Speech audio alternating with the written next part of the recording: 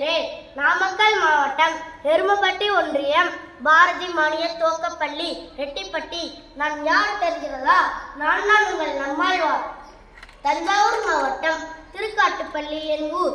அண்ணாமலை பல்கலைக்கழகத்தில் வேளாண்மை இளங்கலை படிப்பை முடித்துவிட்டு பசுமை புரட்சி தொழில்மயமாக்கம், சூழல் மாசடைதல் தொடர்பான காரமான விமர்சனங்களையும் பூர்வமான மாற்றங்களையும் முன்வைத்தேன். தமிழ்நாட்டில் இயற்கை வழி வேளாண்மை முறைகளை ஊக்குவித்தேன். வானகம் குடிமைப்பு உட்பட அரசு சாரா அமைப்புகளில் அமைப்பாளராக இருந்தேன். நம் திருவள்ளுவர் என்ன கூறுகிறார் தெரியுமா? உழுதுண்டு வாழ்வாரே வாழ்வார், மற்றெல்லாம் தொழுதுண்டு பின் செல்பவர். அதாவது உழவு தொழில் மற்ற தொழிலை விட மிகச் சிறந்த தொழில். இன்றைக்கு அதிகமாக தற்கொலை செய்தவர்கள் விவசாயிகள் தான். அதற்கு காரணம் இயற்கை விவசாயத்தில் இருந்து ரசாயன விவசாயத்துக்கு மாறிவிட்டார்கள். இயற்கை வேளாண்மைக்கும் ரசாயன விவசாயத்திற்கும் ஒரு வித்தியாசம் சொல்லட்டா? உணவே மருந்து என்றால் அது இயற்கை விவசாயம். உணவிற்கு முன் உணவிற்கு பின் மருந்து என்றால் அது ரசாயன விவசாயம். இயற்கை விவசாயத்திற்கு வாய்க்கால் சக்கரம் உண்டு. அது அடி, நடு, நுனி. இன்றைக்கு 1000 நெல் பயிர் இருக்கும்.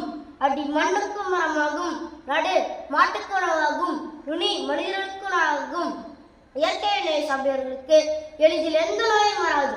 ஆனால் பசுமை புரட்சி வந்த பிறகுதான் ரசாயன உரம், பூச்சிக்கொல்லிகள், பூச்சிகள், பறவைகள், விலங்குகள் என அனைத்தும் அழிகின்றன. அதனால் நம் மண்வளம் மிகவும் மோசமான நிலைமைக்கு தள்ளப்பட்டது. அதனால் நாம் இயற்கையான விவசாயத்தை செய்து சத்தான உணவை உண்டு நம்மையும் நம் மண்ணையும் காத்துக்கொள்வோம். 25 ஆண்டுகள் கழித்து பூமியில் இடம் இருக்காது. அப்படியும் இருந்தால் அது பூமியாகவே இருக்காது. இறுதியில் ஒன்றை மட்டும் சொல்லிக் கொள்கிறேன்.